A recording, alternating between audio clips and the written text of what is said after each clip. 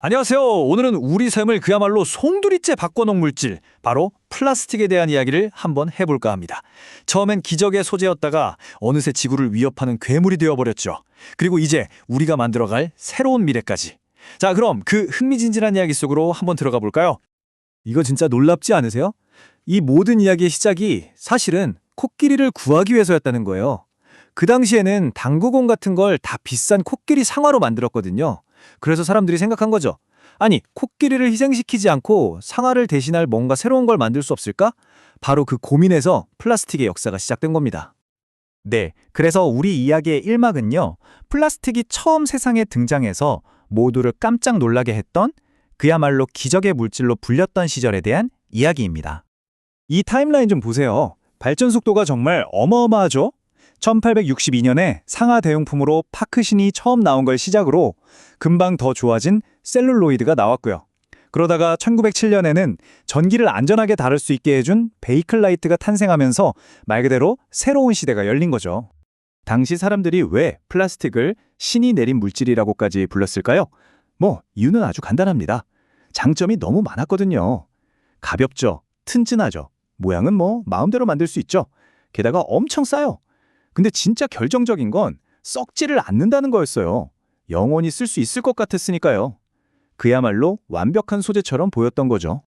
하지만 이 완벽해 보였던 이야기에 어두운 반전이 찾아옵니다. 우리 이야기의 2막, 영원한 문제가 시작됩니다. 자, 바로 이겁니다. 이 슬라이드가 모든 문제의 핵심을 딱 보여주고 있어요. 플라스틱을 최고로 만들었던 바로 그 특징, 썩지 않는다는 점, 이게 이제는 우리를 괴롭히는 가장 끔찍한 단점이 되어버렸습니다. 한때는 최고의 축복이었던 영원함이 이제는 영원한 저주가 되어버린 셈이죠. 이 숫자를 보면 문제가 얼마나 심각한지 바로 와닿으실 거예요. 불과 몇 년 전인 2019년에만 전 세계에서 나온 플라스틱 쓰레기가 무려 3억 5천만 톤이래요. 이게 어느 정도냐면 지구에 사는 모든 사람의 몸무게를 합친 것과 맞먹는 양입니다. 정말 상상조차 하기 힘든 규모죠. 근데 진짜 무서운 건 지금부터예요. 미래는 더 심각합니다. 이대로 가다간 2060년쯤에는 한 해에 나오는 플라스틱 쓰레기가 10억 톤을 넘어설 거라고 합니다. 와, 문제가 정말 눈덩이처럼 불어나고 있다는 신호예요. 그런데 더 골치 아픈 건 우리 눈에 잘 보이지도 않는다는 거예요. 바로 미세 플라스틱이라는 녀석인데요. 뭐냐면 우리가 버린 큰 플라스틱들이 햇빛이나 파도에 계속 부서지면서 아주 작은 조각이 되는 거예요. 마치 먼지처럼요. 근데 이게 그냥 먼지가 아니라 영원히 사라지지 않는 플라스틱 먼지인 거죠. 이 보이지 않는 위협은 사실은 우리 주변 어디에나 퍼져 있습니다. 바다로 흘러들어가서 물고기 몸속으로, 그리고 그 물고기가 우리 식탁으로, 결국 돌고 돌아서 우리 몸 안까지 들어온다는 거예요. 심지어 우리 피 속에서도 발견됐다고 하니까 이건 진짜 남의 얘기가 아닌 거죠. 좀 암울했죠? 하지만 여기서 주저앉을 순 없잖아요. 자, 이제 분위기를 확 바꿔서 희망을 이야기해 봅시다. 이야기의 마지막 3막, 희망을 향한 우리의 반격이 시작됩니다. 이 말 참 와닿지 않나요? 이제 플라스틱 문제는 그냥 쓰레기 분리수거 잘하자 이 수준을 넘어섰다는 거예요. 과학, 정부, 기업 모두가 나서서 이 시스템 자체를 바꿔야 하는 그런 거대한 일이 된 거죠. 다행히도 그런 변화가 이미 시작되고 있습니다. 그 중에서도 가장 희망적인 소식 중 하나는 바로 기술의 발전이에요. 과학자들이 뭘 만들고 있냐면요. 플라스틱처럼 튼튼하고 좋은데 다 쓰고 나면 자연에서 싹 분해되는 그런 착한 바이오 플라스틱을 개발하고 있다는 겁니다. 아니, 그럼 이 신기한 플라스틱은 어떻게 만들까요? 과정이 진짜 재밌어요.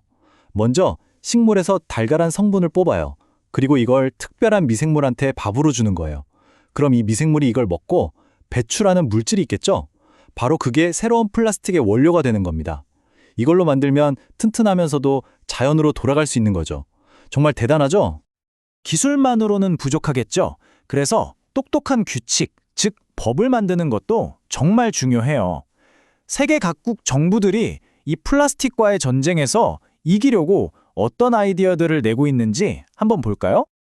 유럽연합이 진짜 강력한 카드를 꺼냈습니다. 2030년부터는요, 포장재에 등급을 매기는 거예요. 재활용이 95% 이상 가능한 건 A등급, 이런 식으로요. 그러니까 기업들한테 재활용 잘 되게 안 만들면 너희 물건 못 팔아 라고 확실하게 신호를 주는 거죠. 우리나라도 가만히 있지 않습니다. 이 표를 좀 보세요. 2025년까지 플라스틱 쓰레기를 확 줄이고 특히 버려진 페트병을 다시 쓰는 비율을 엄청나게 높이겠다는 구체적인 목표를 딱 세웠어요. 이건 정말 국가적으로 이제 플라스틱이랑 헤어지겠다고 선언한 거나 마찬가지예요. 그리고 제가 정말 좋아하는 부분인데요. 결국 이런 큰 변화는 우리 모두의 작은 움직임이 모여서 만들어진다는 거예요. 나라들끼리 약속도 하고 기업들은 미세 플라스틱을 줄이는 세탁기 같은 걸 만들고 동네에서는 비닐봉투 안 쓰기 운동을 하고 그리고 바로 여러분이 텀블러를 쓰는 그 행동까지 이 모든 게 다 연결되어 있는 거죠. 자, 그래서 결론은 이겁니다. 한때는 기적이었지만 지금은 골칫거리가 된 플라스틱. 이 플라스틱의 다음 챕터는 누가 쓸까요? 바로 우리입니다. 오늘 우리가 무심코 하는 작은 선택 하나가 플라스틱의 미래 그리고 우리 지구의 미래를 결정할 거예요. 여러분은 어떤 미래를 만들고 싶으신가요?